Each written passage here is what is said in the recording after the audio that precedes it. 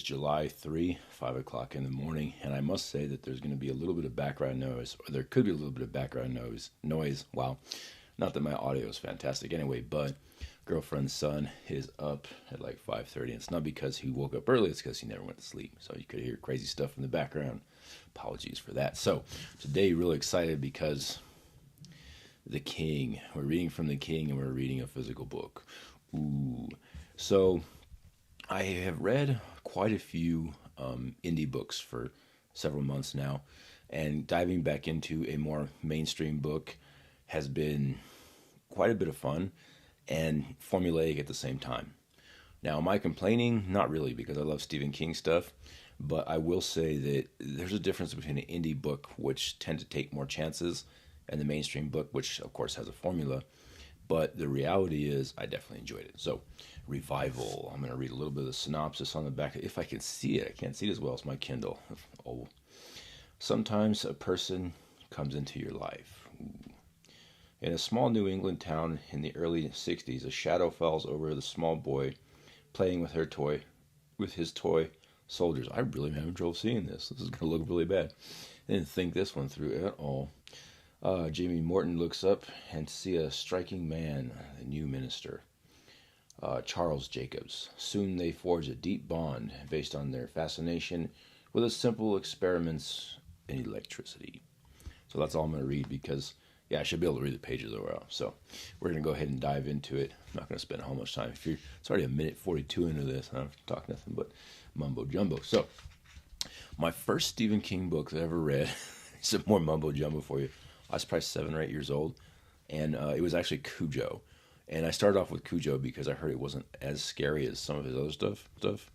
So I went from Cujo to The Stand, and then Pet Sematary.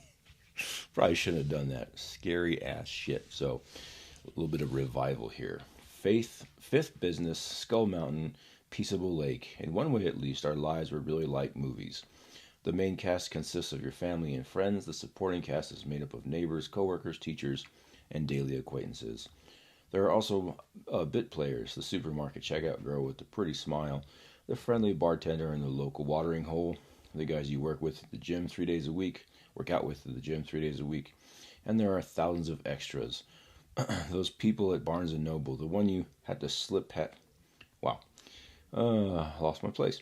Those people who flow through everyday life like water through a sieve, seen once and never again. The teenager browsing graphic novels at Barnes & Noble, the one you had slipped past murmuring, "Excuse me," in order to get to the magazines. The woman in the next lane at the stoplight taking a moment to freshen her lipstick. The mother wiping ice cream off her toddler's face in a roadside restaurant where you stopped for a quick bite. But sometimes a person who fits none of these categories comes into your life. This is the Joker who pops up in the deck at odd intervals over the years, often during a moment of crisis. In the movies, this sort of character is known as the fifth business, or the change agent, the one who turns up in a film. You know he's there because the screenwriter puts him there, but who is screenwriting our lives? Fate or coincidence? I want to believe it's the latter. I want with all my heart and soul. When I think of Charles Jacobs, my fifth business, my change agent, my nemesis, I can't bear to believe his presence in my life anything to do with fate. It would mean that all these terrible things, these horrors, were meant to happen. If that is so, then there is no such thing as light or a belief in a foolish illusion. If that is so, we live in darkness, like animals in a burrow, or ants deep in their hill, and not alone. This is one of the things that I love about King, or Stephen King as a writer, the King. The reality is, you can, have a lot of punch when you open up with your stories. Like Dean Koontz is really good for that. One of my favorite lines is from the book Dragon Tears. The line goes, "My day was going well until I had to kill a man." The first sentence, and it creates such a vivid picture. Stephen King used nearly a page and a half, and it finally gets to a picture, and you're kind of floored by it. I'm not going to lie. The man's pretty much a master. Read a little bit more. Claire gives me an army for my 6th birthday, and on Saturday, in October of 1962, I was gearing up for a major battle. I came from a big family, 4 boys, 1 girl. As the youngest, I always got lots of presents. Claire always gave me the best ones. I don't know if it was because she was the eldest, because she was the only girl, or both. But all of these awesome presents she gave me over the years, the Army was by far the best. There were 200 green plastic soldiers, some with rifles, some with a machine gun, a dozen welded to tube-like gadgets she said were mortars. There were also 8 trucks and 12 jeeps. Perhaps the coolest thing about the Army was the box it came in.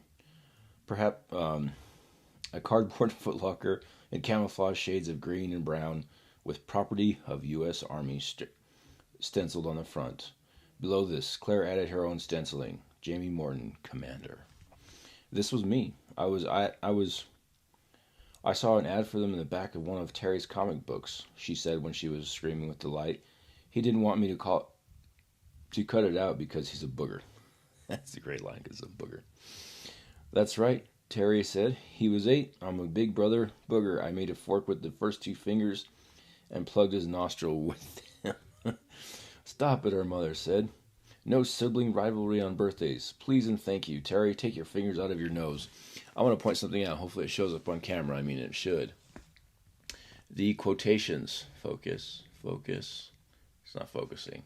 I hate when it does that. The quotations are singular. They're not dual. So it's actually a trip to read, because they used to do that back in the olden days. Not in modern times, it being the 90s now. But back in the olden days, they did that. Anyway, Claire said, I copied the coupon and sent it in. I was afraid it might not come in on time, but it did. I'm glad you like it. And she kissed me on the temple. She always kissed me there. All those years later, I can still feel those soft kisses. I love it, I said, holding the footlocker against my chest. I'll love it forever. One of the things, that's all I'm going to read from it because it's really good. You should definitely check it out to give it 5 stars.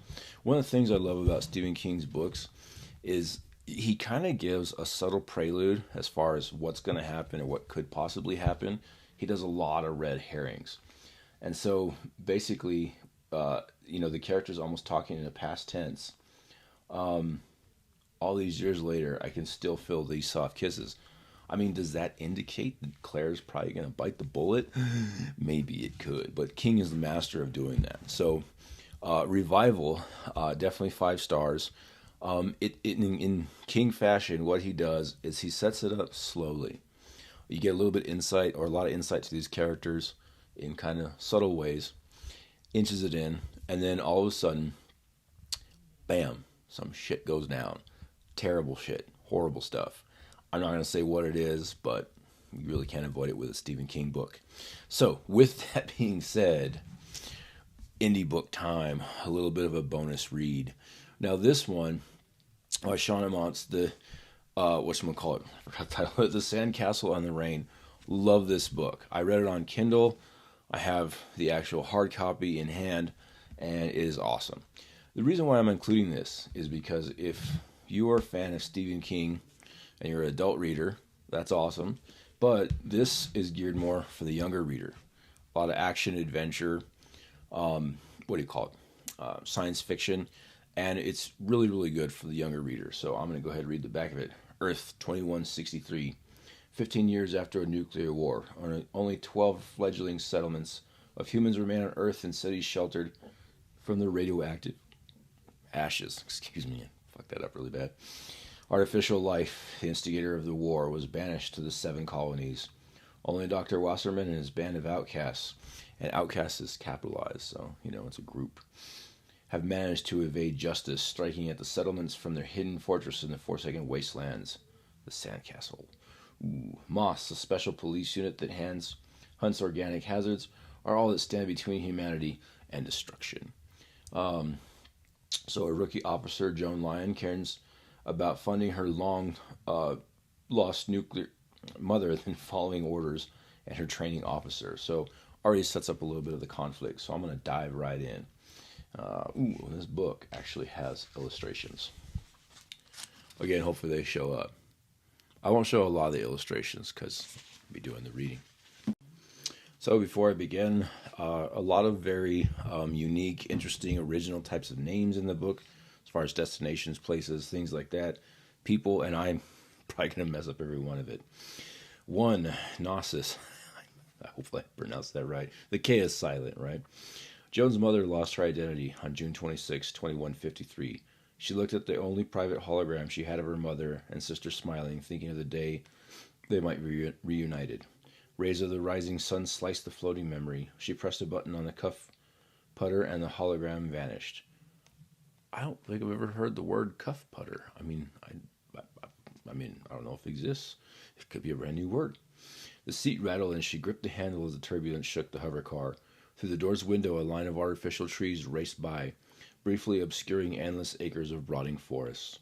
On the horizon, the steel skeletons of skyscrapers cast long but thin shadows over countless kilometers of abandoned urban ruins. In the window's reflection, sunlight passed over the badge on her assault armor. Moth, embossed underneath, adjacent to a ring of 12 stars, and her full name, Joanna Lyon, reversed letters in the makeshift mirror. The reflections of her partner, Peter, adjusted elevation with the collective lever, his attention fixed on a topography hologram over the throttle. The green tracker ring wrapped around the wrist glowed next to the cuff putter, strapped to his forearm. That's such a cool word. He's still human, she thought, rolling up her sleeve and checking her own green wrist tracker. And so am I. So that is a really awesome intro, especially for sci-fi, because sci-fi has a tendency when it's written or, when it reads, that you kind of know everything that's going on in the world or the universe that's been created. But this one sort of takes the notion that you don't and tries to do a lot of explanation in just a few paragraphs. So really awesome. Let's see. The reflections vanished with the rising sun as Peter cleared his throat over the loud engines. She returned to the tactical hologram projected from the dashboard. Vague lines of light fell on each hand, and the details pierced both eyes. One of the main dilapidated pre-war buildings outside the Settlement 5, 100 clicks beyond the perimeter wall. A reverse pinching gesture zoomed out of the single-story T-shaped house. 4 bedrooms along a narrow hall, a kitchen and a great room in the front completed the modest labyrinth. Outside, 2 dead trees in the front lawn that could be used for cover. Pulses tickled her fingertips as she swiped from a live holographic projection.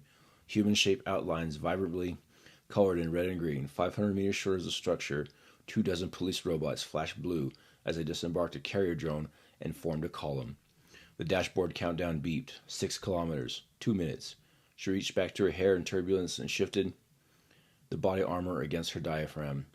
Equipment check, rookie, Peter said. The carbine painfully pressed down on her lap as she balanced the barrel towards the passenger door. 30 in red glowing digits in her hip holster, a loaded Solara 120 blaster, twisting the grip on the RA battery readout, a dotted circle full in blue above the ammo readout, 3 gas grenades on her bandolier. So the thing that's awesome about that, I must say, it does a very, very good job of explaining things that don't exist, like they're actually real. That's hard to do. I've done that several times in some of the books that I've written, and actually more of the short stories. And you can lose a reader so easily if you're trying to explain what's happening. It's actually tough to read because if you say 45 caliber pistol, everybody kind of already knows what that is, more or less. They've heard it before, they've seen it. But as you're reading something that doesn't exist, and you say something, even in your own mind, you can easily lose track of what the hell's going on. So Sean does a really good job of not doing that. So 5 stars for Sandcastle in the Rain. Really liked it, especially for the younger readers, the read-on thing. And what I would like to do is a couple copies of a giveaway, which will be coming up. And I want to do that in a live fashion. And basically, I'll have links to the website. If you know younger readers that would like one of these books, they can get one. So basically, that's coming up. Sean and a few more will be the first, probably Nova Heart, Redfall Rising, and a few others. So thank you for joining me. That is it for my read from something more mainstream and, of course, indie publication, which I must say I didn't inadvertently it kind of happened, but I didn't realize the two are written kind of similarly as far as being written very well. Stephen King, of course, being a master, but I have to hand it to Sean for his style, Sandcastle in the Rain. So thank you for joining me this far. If you didn't make it this far, I tried. So hopefully I'll catch you next time. Oh, that's one thing. If you have any suggestions, leave them in the comments, something you want me to read live. Also, feedback. If you want me to read longer, like 15, 20 minutes, I think the whole video that I do with all my mumbo jumbo is about 13, 14 minutes. But if you want to read